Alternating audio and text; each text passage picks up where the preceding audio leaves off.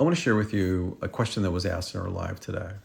So if you get the opportunity to join our lives, we're having those every Monday through Friday, 8 p.m. Central Standard Time. So here's the question.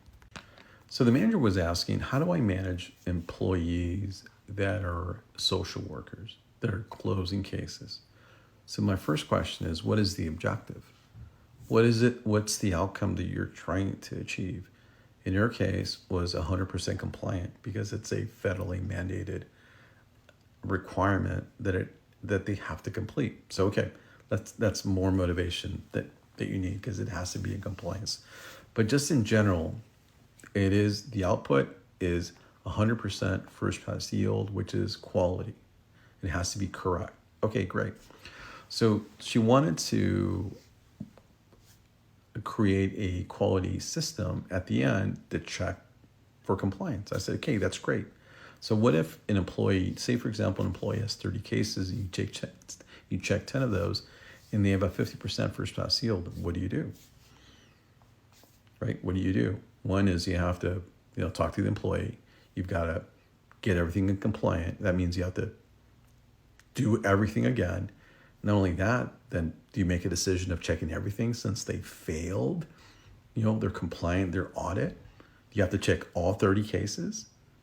Probably, because if they fail 50% of their sample, I would think that you have to check everything.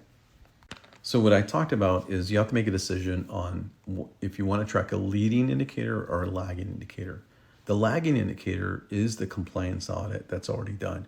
Because if you, in this scenario, if you do a compliance audit and they fail, there's nothing you can do. You have to clean up the mess. And like I always said, you can dedicate your time up front to be proactive, or you can dedicate your time at the end and clean up the mess. In this scenario, she would have to clean up all the mess. So what I suggested and what we talked about is saying, hey, if you want to manage the leading indicators and guarantee your success rate being at 100%, guess what? You've got to do all the work up front. Same thing like I talked about. Make a list of all the activities and what the time frame for all those are. So any particular case, you would have all the activities that I need to do in order for me to close these cases out successfully, along with the time frame for each of those activities. So guess what? Then I said, then all you do is have your employees plan out their week. Based on the activities, how do they plan out their week so they can be effective in their time? So you can understand whether or not they are being compliant based on their leading indicators of planning their workout. So if you do it this way, you can assess whether or not they're going to be compliant because of the actions that they're taking. If you like this content, please share this video.